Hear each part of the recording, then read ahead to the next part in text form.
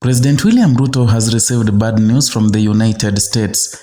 Welcome to Kenya Lens Media, where we give you updates the way they break. And if you're new here, kindly subscribe to our channel and keep us growing.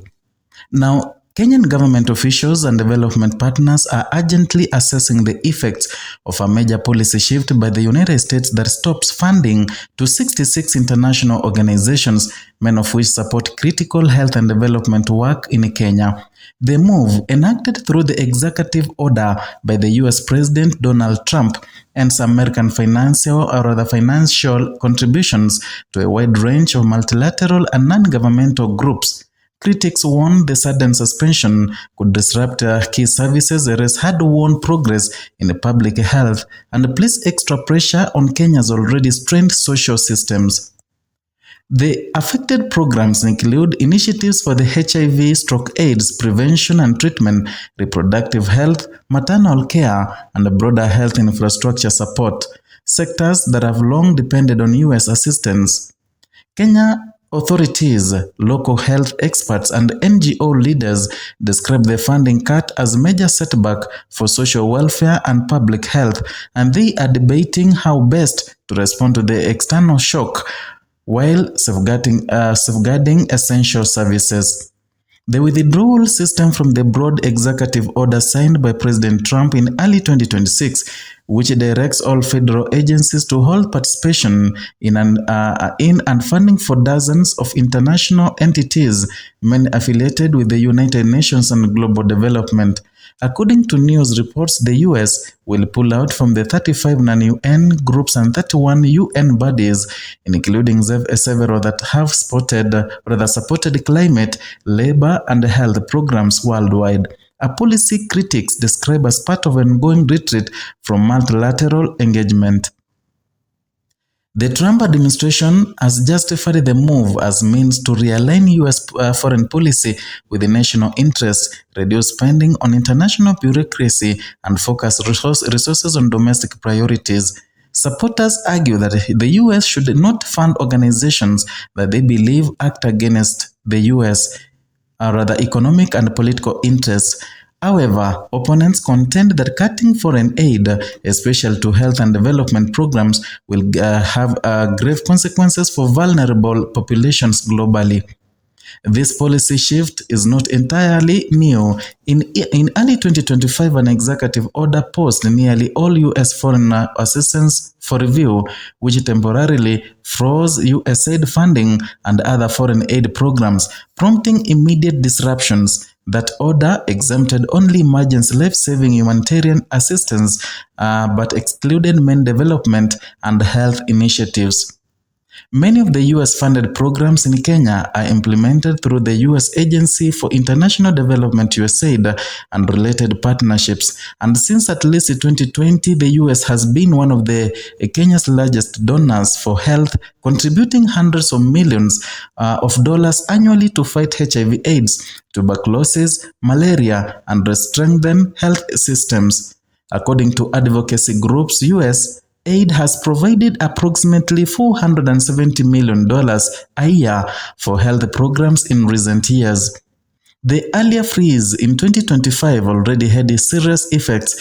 Multiple long-running HIV care programs such as Fahari ya Jamii Initiative were forced to suspend operations due to lack of funding, resulting in clinic closures and layoffs of hundreds of health workers.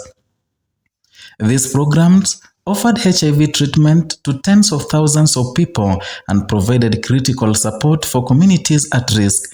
In several Kenyan counties, similar abrupt stoppages occurred, with the Catholic health facilities and university-linked health services ceasing operations unexpectedly when funding lines were cut.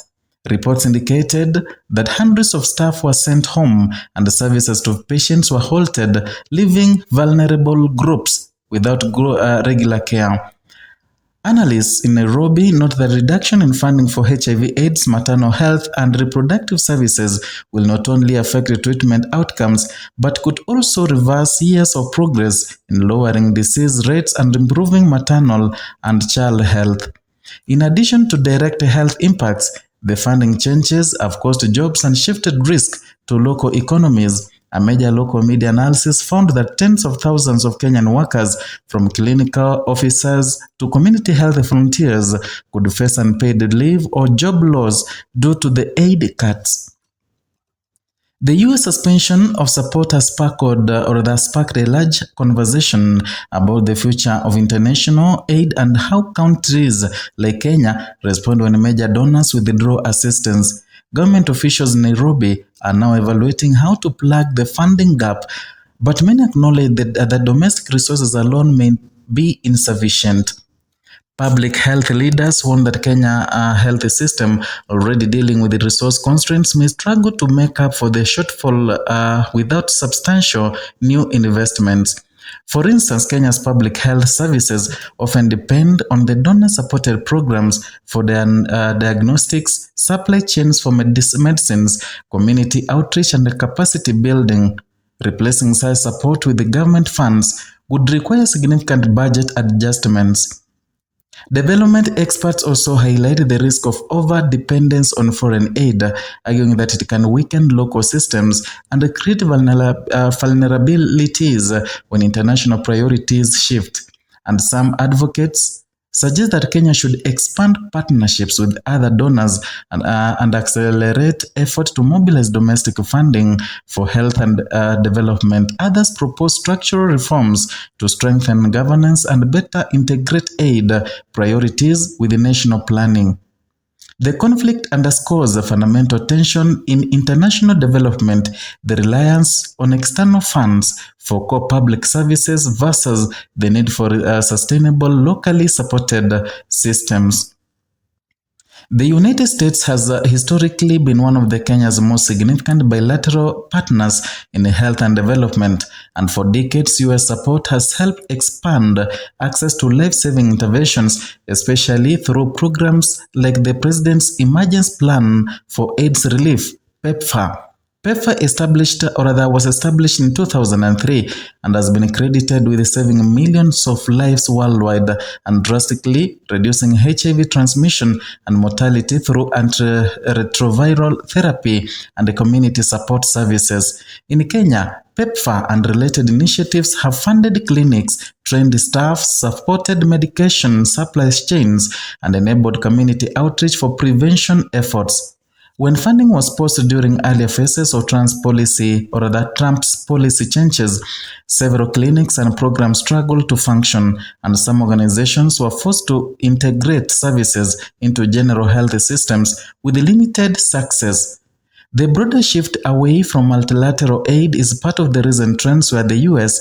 has reassessed its role in international organizations, including withdrawal from the World Health Organization and the UN Human Rights Council in the prior years. Critics argue that such moves reduce global cooperation and weaken a collective response to health crises, climate change, and other transitional challenges. The situation in Kenya reflects a broader global debate about the fragility of development systems dependent on external donors. As governments and partners work to adapt, the coming months will be critical for negotiating alternative funding, strengthening domestic resource mobilization, and ensuring continuity of essential services for vulnerable populations. Ultimately, how Kenya and similar nations respond to shifts in foreign aid policy will shape not only immediate health outcome, but also long-term prospects for resilience. That is all for today, and please, if you are new here, consider subscribing to help us grow this platform. Thank you in advance.